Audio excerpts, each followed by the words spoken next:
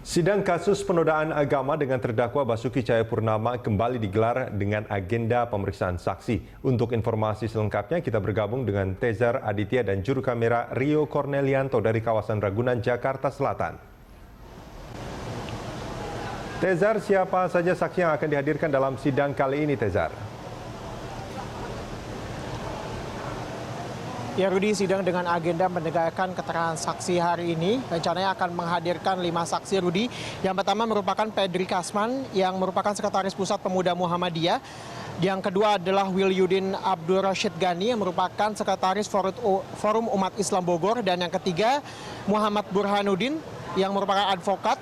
Keempat adalah Irena Handono, ini merupakan pendiri Yayasan Pembina Mu'alaf Irena Center. Yang kelima adalah Ibnu Baskoro yang merupakan pengurus DKM Darussalam Kota Wisata Cibubur. Memang hingga saat ini Rudi agendanya masih mendengarkan keterangan saksi dari pihak pelapor, yang berarti bahwa agenda ini masih berlanjut dari pekan lalu. Jika pekan lalu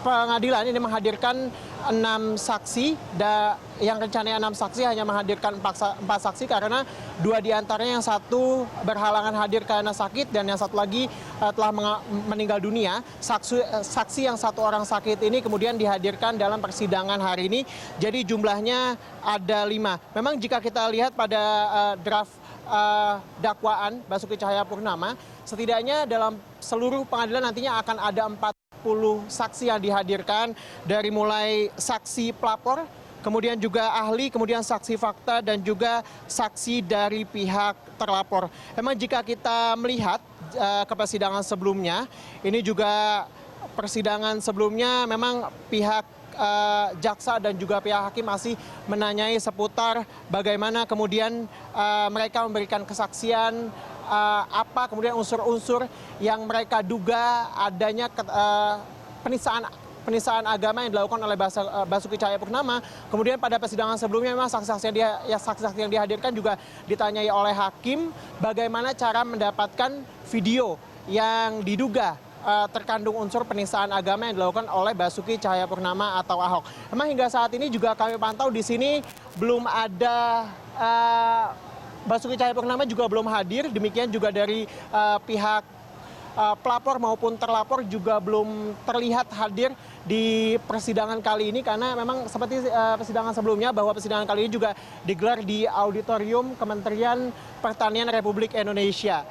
Dan hingga memang persidangan sendiri baru dijadwalkan akan dimulai maksud kami sekitar pukul 9 nanti. Rudi. Ya, Tezar, bagaimana dengan pengamanan di sekitar ruang sidang, Tezar?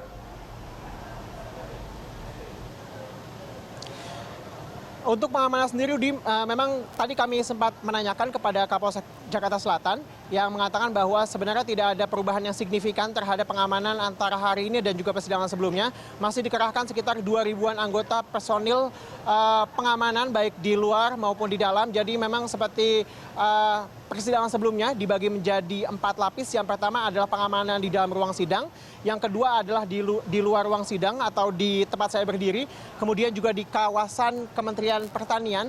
Dan lapis keempat adalah di luar bagian Kementerian Pertanian. Sementara itu memang untuk pengamanan dalam ruang sidang sendiri ini memang diperuntukkan karena kedua belah pihak baik pelapor maupun terlapor diperbolehkan untuk masuk dengan jumlah yang proporsional atau sama rata, karena memang ruang sidang ini juga meskipun memang lebih besar dibandingkan ruang sidang PN Jakarta Pusat yang ada di Gajah Mada, namun ruang sidang di sini juga hanya berkapasitas sekitar 100 orang, sehingga tidak bisa semua pihak dapat masuk.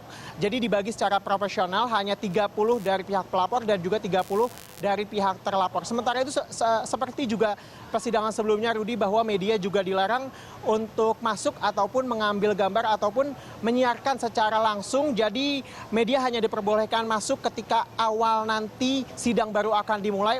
Kemudian semua kamera harus keluar dari ruangan sidang, begitu juga dengan jurnalis yang tidak diperbolehkan membawa handphone maupun membawa kamera ke dalam ruang sidang. Rudi. Baik, terima kasih Tezar. Demikian laporan Tezar Aditya dan juru kamera Rio Cornelianto dari kawasan Ragunan, Jakarta Selatan.